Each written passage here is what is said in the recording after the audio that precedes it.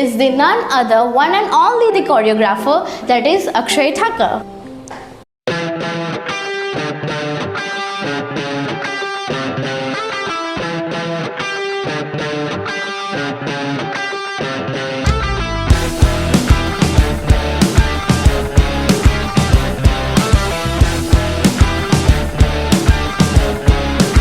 So sir, are you excited for your first podcast? Yes, I am very excited, Nihal, and thank you for having me. How do you manage your personal life and professional life?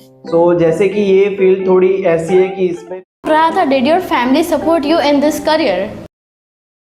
Moving to your next कि as a dancer आपको अपनी health में बहुत ही ध्यान देना पड़ता है. You need to eat the nutritious food. So आपका डाइट प्लान या फिर न्यूट्रिशियस प्लान है वो क्या रहता है? देखो, सबसे पहले तो मैं Everyone, as you all know, I am Nihal and today we are here with something different. So this is the first podcast we are shooting with one special person. So can you guess who is that the person? Okay, let me tell you that the person that we are shooting with them is the none other, one and only the choreographer, that is Akshay Thakur. So sir, are you excited for your first podcast? Yes, I am very excited, Nihal, and thank you for having me on your podcast. Most welcome, sir. Okay sir, so when did you start your career? कुछ लोगों को कैसा होता है ना sir कि वो अपने स्कूल लाइफ से डिसाइड कर लेते हैं कि what I have to become, but कुछ लोगों का क्या होता है ना कि वो अपने कॉलेज लाइफ में डिसाइड करता है कि what I have to choose in career. So आपने अपने स्कूल लाइफ से डिसाइड कर लिया था या फिर आपने कॉलेज में आकर डिसाइड किया कि I have to become a choreographer? सबसे पहले तो मैंने ये मतलब बचपन में तो मेरा कुछ कोई प्लान नहीं था कि मैं कोरियोग्राफर बनूंगा. जैसे हर बच्चे का प्लान होता है कि वो बड़ा होकर डॉक्टर, इंजीनियर या पायलट बनेगा. तो मेरा ही सपना कुछ ऐसा ही था कि कोई डॉक्टर या इंजीनियर बनूंगा. लेकिन फिर मेरी जर्नी स्टार्ट हुई मेरे स्कूल टाइम से. जैसे ही मैंने 4th या 5th में मैंने स्कूल में डांस करना स्टार्ट कर दिया था. जैसे स्कूल के शोज होते, एनुअल फंक्शन होते, अलग अलग त्यौहार आते, तो मैं उसमें डांस करता था. तो मुझे तब से ही, और मैं अच्छा कर लेता था. मतलब बाकी सब लोग बोलते थे, टीचर्स बोलते थे और भी बहुत लोग कि आप अच्छा डांस करते हो. तो मुझे लगा कि हाँ, अगर मैं कर सकता हूँ, और मुझे भी खुद भी मज़ा आता था. मैं जब भी कोई ऐसा फंक्शन या वो सब होता था मैं बहुत ज़्यादा एक्साइटेड होता था. तो मैंने तभी से सोच लिया था कि अगर मुझे आगे कुछ करना है तो मैं डांस की फील्ड में ही कुछ करूँगा. तो तब से ही मेरी मतलब ये एज अ डांस पर्सन की जर्नी स्टार्ट हुई. Oh sir, that's too awesome कि आपने अपने स्कूल लाइफ से ही स्टार्ट कर दिया था कि yes I have to become a choreographer. And at what age sir? Around it was 13-14 years, I think 12 years. हाँ, 12 साल का था तो मैंने अपना फर्स्ट परफॉर्मेंस किया था स्कूल के स्टेज पे. वो मुझे आज भी याद है. और उस टाइम पे मतलब खुद से सीखना था, तो मैंने टीवी में देख के स्टार्ट किया था. तब मैं किसी के पास सीखने नहीं गया था. तब तो टीवी में मतलब बॉलीवुड से ही मैंने स्टार्ट किया था. तो ये मेरी जर्नी रही है starting. Okay, you have told कि सभी बच्चों का एक सपना रहता है कि वो बड़े होकर डॉक्टर या फिर इंजीनियर लाइक बने, but you have choose the different field कि आपको एक कोरियोग्राफर बनना है. सो उसमें आपको आपकी फैमिली का सपोर्ट रहा था? Did your family support you in this career? हाँ, वैसे तो मेरी फैमिली बहुत ही ओपन माइंडेड है. तो पहले तो उन्होंने ऐसे कुछ मतलब कहा नहीं था, लेकिन धीरे धीरे जैसे पहले तो जैसे मैंने बताया कि मैं स्कूल में ही डांस वगैरह किया करता था, तब उनको कोई प्रॉब्लम नहीं था. लेकिन जब मैंने इसको एज अ करियर स्टार्ट किया तो स्टार्टिंग में उनको थोड़ा था कि इसमें क्या ही करियर है, इसमें आप क्या ही कर लोगे. तो फिर स्टार्टिंग में उनको थोड़ा था, लेकिन अभी मैं अच्छा कर रहा हूँ, मतलब मैं अच्छे इवेंट्स कर रहा हूँ, शोज कर रहा हूँ, तो अभी उनको पता है कि इसमें भी एक करियर सेट हो सकता है. तो पहले उनको थोड़ा नहीं पसंद था, लेकिन अभी वो लोग हैप्पी है. Definitely sir. So let me go to the next one कि फैमिली का सपोर्ट तो आपको था एंड यू कैन कि अभी होगा भी, बट क्या आपको आपके रिलेटिव्स का सपोर्ट था? कि अगर आपकी फैमिली आपको सपोर्ट कर रही है तो शायद रिलेटिव्स सपोर्ट ना भी कर रहे हो. So what about that? हाँ, ऐसा तो मेरे साथ हुआ ही है. मतलब बहुत ही गंदे तरीके से हुआ है. मतलब फैमिली तो मुझे ऑलवेज ही सपोर्ट करती थी, लेकिन कुछ रिलेटिव्स होते हैं जो पुराने जमाने के ख्याल उनके अभी भी होते हैं कि क्या ही मतलब डांस मतलब क्या है, आप क्या कर लोगे, बहुत सारी फील्ड है, जॉब कर लो या फिर ऐसा कुछ कर लो. तो होते हैं कुछ रिलेटिव जो मुझे अभी भी बोलते हैं, इतना मैंने इसमें ग्रो कर लिया है फिर भी वो लोग मुझे अभी बोलते हैं कि ये क्या तू कर रहा है, मतलब डांस सिखा रहा है, क्लास चल रहा है, लेकिन उनको मैं टोटली इग्नोर करता हूँ। और अगर आपको इस फील्ड में आना है तो आपको उनको इग्नोर करना ही पड़ेगा। अगर आपके मम्मी पापा, आपकी फैमिली खुश है तो रिलेटिव से आपको शायद कोई फर्क नहीं पड़ना चाहिए। तो हाँ, मेरे भी ऐसे थे रिलेटिव थोड़े जिनको मतलब नहीं पता था, लेकिन मैंने उनकी परवाह नहीं की और मैंने अपने पे ज़्यादा फोकस किया। Oh that's too good sir. Same सभी का रहता, इसलिए आई आस्क क्योंकि रिलेटिव्स का सपोर्ट था कि नहीं था।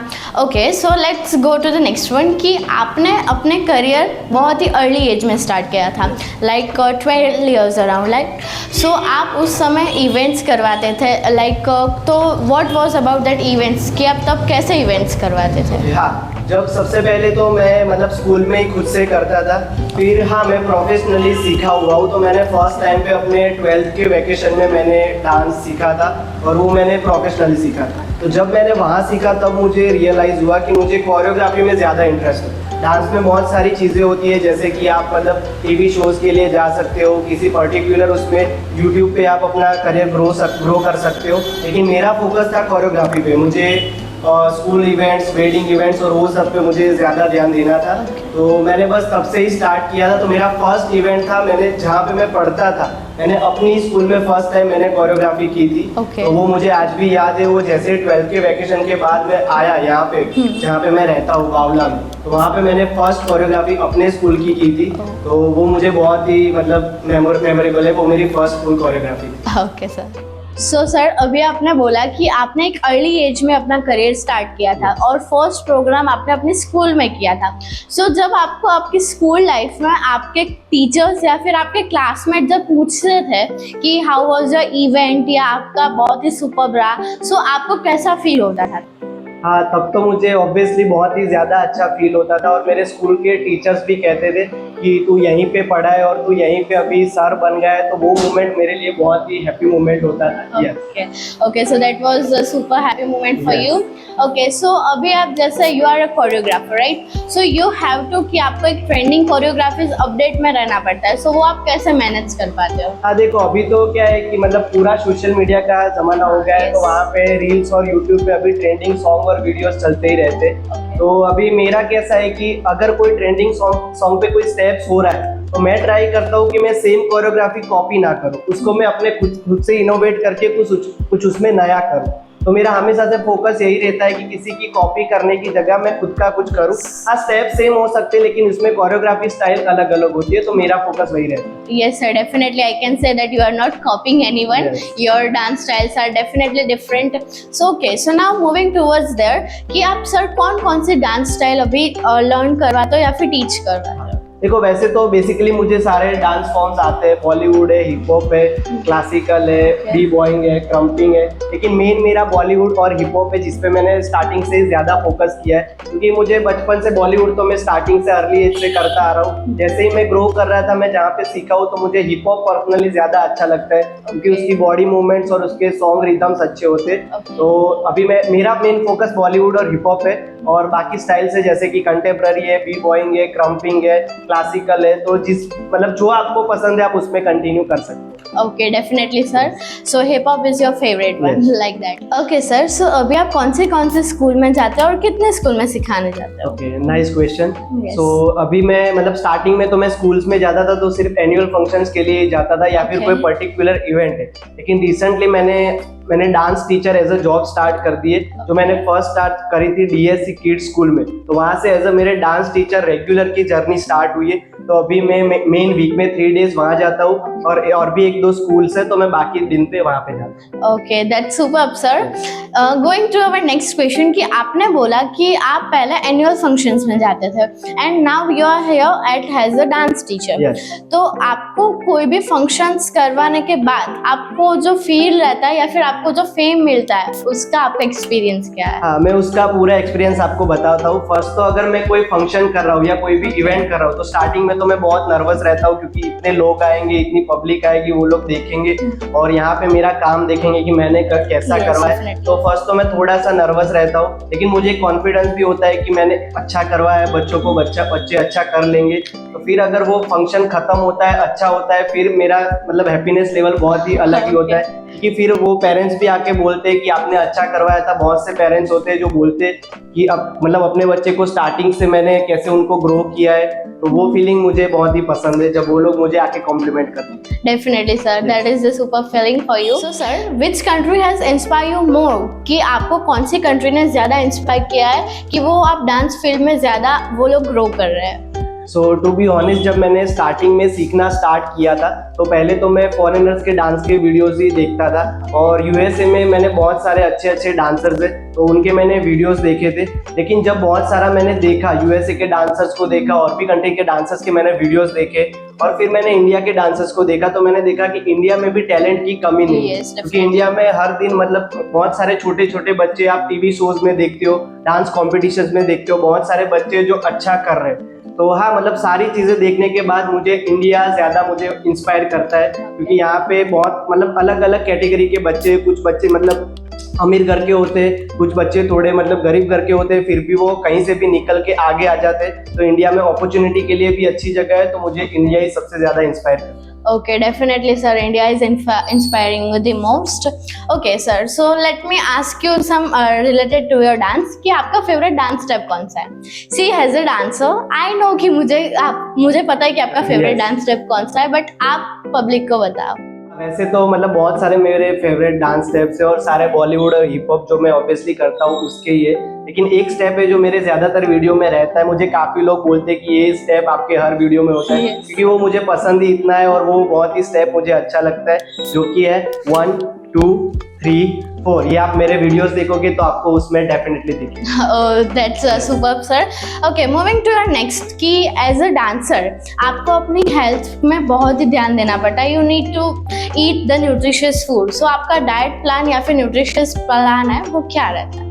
देखो, सबसे पहले तो मैं मतलब डांस के लिए आपको एनर्जी बहुत ज्यादा Yes, आपकी वेस्ट definitely. होती है, क्योंकि आपको पूरा टाइम कंटिन्यू मतलब बॉडी से वर्क करना है। तो सबसे पहला तो है हाइड्रेशन, आपको Yes. पानी ज्यादा पीना चाहिए, पानी, नींबू पानी, वो सब चीजें आपको काफी वर्क करती है। और न्यूट्रिशन तो मेरा कोई इतना प्लान नहीं है, लेकिन जब भी मैं डांस क्लास या फिर कहीं पे मेरा परफॉर्मेंस मतलब 1-2 घंटे मुझे करना होता है, तो मैं केले हो गए या फिर फ्रूट्स हो गए तो उस पर मैं ज्यादा फोकस करता हूँ, और मैं अवॉइड करता हूँ शुगर वाली चीजें ज्यादा, क्योंकि जिससे मेरा वेट गेन ना हो। अगर वेट गेन हो गया तो शायद मेरे मूवमेंट्स इतने अच्छे नहीं दिखेंगे। हाँ, तो कोई ऐसा परफेक्ट डाइट प्लान नहीं है, लेकिन मैं ज्यादातर क्लीन फूड खाना पसंद करता हूँ, Okay. जंक फूड कम खाता हूँ। Okay, definitely sir. And I have to also tell you that our sir is also an actor. So sir, आपका एक्टिंग के ऊपर क्या ओपिनियन रहेगा? ओके, हाँ, मुझे जितना डांस पसंद है उतनी मुझे एक्टिंग पसंद है, और मैंने 2-3 एल्बम सॉन्ग्स में मैंने वर्क भी किया Yes, है। हाँ, तो मुझे एक्टिंग मुझे बहुत पसंद है, लेकिन वो जो फील्ड है उसको मैंने थोड़ा सा एक्सप्लोर किया है, तो मुझे वो फील्ड में जो लोग हैं तो उस हिसाब से मुझे थोड़ा सा वो कम पसंद आया, तो मैंने फिर एक्टिंग में ज़्यादा मैंने ट्राई नहीं किया है। लेकिन अगर मुझे आगे फ्यूचर में कोई अच्छा वर्क मिलता है, जैसे कि टीवी सीरियल्स है, कोई मूवी है, कोई सॉन्ग्स है, तो मैं डेफिनेटली उसमें वर्क करूँगा। और हाँ, मुझे एक्टिंग बहुत पसंद है और उसका एक्सपीरियंस भी मेरे लिए बहुत ही अच्छा है। Oh, that's great, sir. Okay, so if you don't know that sir is very famous in Instagram and in YouTube also. So sir, आपके Instagram में और YouTube, Instagram में आपके कितने फॉलोअर्स हैं एंड YouTube में आपके कितने सब्सक्राइबर्स हैं? हाँ, सो इंस्टाग्राम पे अभी मेरे 70K कंप्लीट होने को आए, Okay. और यूट्यूब पे मेरे 7K फॉलोअर्स है। Oh. हाँ, तो ये वही सेम मैं रिसेंटली वीडियोस बनाता था और लोगों को वो पसंद आ रहे, तो वो मुझे वहाँ पे फॉलो करते। Oh, that's great achievement, sir. Thank you. As you have told us कि आपके 70K फॉलोअर्स होने आए हैं इंस्टाग्राम में। Yes. So आपकी कौन सी फर्स्ट रील थी जो फेमस हुई थी और उस पे कितने व्यूज आए थे? हाँ, तो स्टार्टिंग में तो जैसे कि मैं डांस के वीडियो ज्यादातर बनाता था, तो मेरा फर्स्ट वीडियो है जो डांस का ही था, उस टाइम पे टिकटॉक था, तो वहाँ पे मैंने पोस्ट किया था, तो वो वीडियो पे मेरे 10 मिलियन व्यूज गए थे।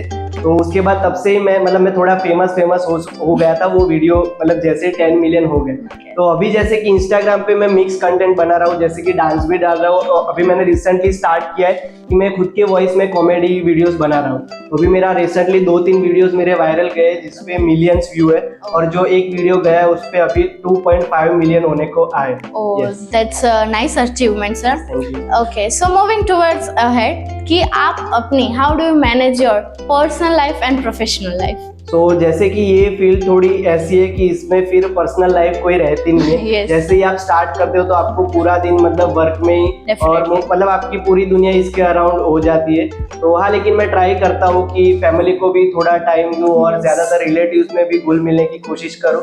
लेकिन मेरा हाँ ज़्यादातर 80% टाइम तो मेरा मेरे वर्क के अराउंड ही है। Yes, definitely. So sir, as you are a choreographer, you need to balance everything कि आपको Yes. सब कुछ बैलेंस करना रहता है कि आपके डांस क्लासेस है, आप स्कूल्स इवेंट भी रहते हो एंड मैरिज इवेंट भी लेते हो, गरबा क्लासेस भी है, सो आप सभी चीज़ कैसे मैनेज करते हो? हाँ, वो मैं ट्राई करता हूँ मैनेज करने की। वैसे हो तो नहीं पाता है क्योंकि लेकिन हाँ, एक दिन में 24 घंटे और Yes. काम कभी कभी बहुत ही ज़्यादा हो जाता है। तो मैं ट्राई करता हूँ कि स्कूल और ज़्यादातर क्योंकि मतलब गरबा इवेंट होते हैं और फैमिली इवेंट होते हैं तो उसमें तो मतलब फैमिली को रात को ही टाइम मिलता है। Yes. तो मैं वैसे उस हिसाब से मैं फोकस करता हूँ कि फैमिलीज वालों को रात का टाइम दूँ और स्कूल को सुबह का टाइम दूँ और मेरे रेगुलर क्लास चलते हैं वो इवनिंग को होते हैं। हाँ, तो मैं 24 आवर्स में से मैं शायद 8-10 घंटे तो मैं इसमें काम करता हूँ। Okay. मैं ट्राई करता हूँ कि सब कुछ मैनेज कर सकूँ, लेकिन जब कभी भी मतलब ज़्यादा सीजन होती है तो वो मैनेज नहीं हो पाता है, लेकिन फिर भी मैं ट्राई करता हूँ कि मैं मैनेज कर सकूँ। Oh, that's superb, sir. Yes. So, sir,